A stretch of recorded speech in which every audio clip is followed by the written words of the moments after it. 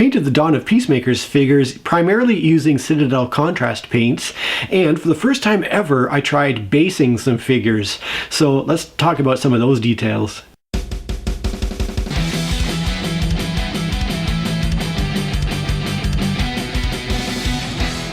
Before I take a close look at our four main characters here, let's take a look at the two armies that are facing off against each other in the game.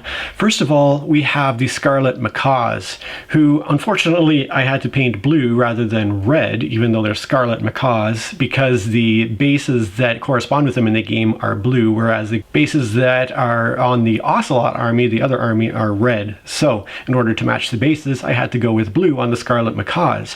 Now here is one reason why I started purchasing Citadel Contrast paints to begin with, because I recognized that I had all these figures and even some scenery that I wanted to paint in monochromatic colors just to bring out the details, and I realized that the Citadel Contrast paints were perfect for doing a real quick single coat of paint to bring out the details on a miniature, because they're designed to have the darker shade of the pigment seep into the crevices and have the lighter shade of the pigment stay more on the surface of the figures. So they're designed just for that very purpose of bringing out the details. So with a single coat of Talisar blue contrast paint, I managed to get all of the Scarlet Macaws painted up, and they look really great. The Talisar blue does a great job of really highlighting all the little details on the figures. Now if we take a look at the Ocelot Army, they're done with a red contrast paint called Blood Angels Red. I'm not quite as happy with how these ones turned out because of the darkness of this particular shade of red. I was looking for something more like that blue that was a brighter shade that could sort of help that detail to pop out, and that the dark paint that went into the crevices of the figures wouldn't get quite as lost. But I couldn't really find an ideal shade of red, and these ones turned out okay. Overall, I'm just really happy with how these contrast paints have allowed me to slap a coat of paint on a whole bunch of figures quite quickly and give me a nice result where it is better than looking at the bare plastic and helps the figures to pop on the board much better than they would otherwise. Now for all figures from both armies, I also painted the bases with a Tamiya paint in a shade called green. So overall, it was a nice, quick and easy task to get my armies painted up. Now let's get back to the main characters in the game that I actually painted up in detail and have a look at those. Each of the four adventurers is based upon a real-world animal, so I thought I would download some reference photos of the actual animals to use in deciding on the color choices for my figures here. This one is a fennec fox, and all my figures are primarily done using the Citadel Contrast paints, with my Tamiya paints being used to fill in the details or anything where a translucent paint wasn't going to cut it. The next one is a marbled polecat, and here we have that particular figure.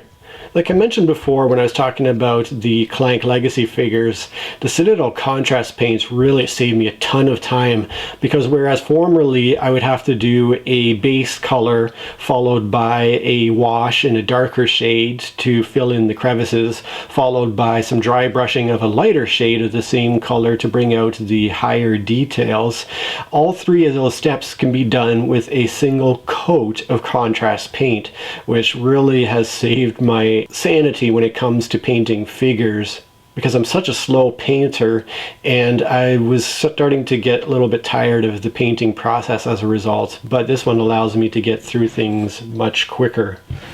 Next up we have a gold dust gecko with some cool blue toes. And one thing I've done with these figures for the very first time is some basing. So using some PVC glue and some basing materials, I got some pebbles and some grass and a bit of sand and managed to get some texture into the basing here. Thankfully, I had a couple of very good articles to guide me on Board Game Geek that I'll try to remember to link in the video so that you can check those out if you're interested in trying basing as well. The last figure is an Agami heron. and, like me, is apparently a reader, because this heron is standing here holding a book. But again, it was fun to tackle basing for the first time, and I didn't do a very good job. It looks fairly haphazard and sloppy, and I realized there is quite an art form to arranging the various materials on the base rather than just kind of throwing them all on there. But I'm looking forward to trying more of that in the future. Overall, I'm really pleased with how these 4 characters ended up turning out between the contrast paints and the attempt at basing. So there I have all the figures for the cooperative game Dawn of Peacemakers. I'm looking forward to diving into the game, and I just might film a playthrough of it, so stay tuned in the near future for an entire playthrough of this particular game. Thanks so much for checking out my work here. Hey, it's Josh. You know why I'm here. Sometimes you just need that friendly reminder to give a little thumb up, to subscribe to the channel, to share the video with somebody who would enjoy it. Thanks so much for watching. Cheers. Before I take a close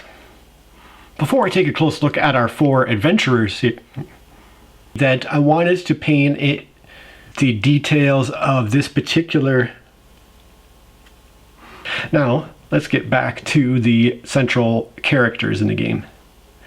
Now let's get back to the main characters in the game and have a look at the details. Now let's get back to the main characters in the game and. Oh my god. And so that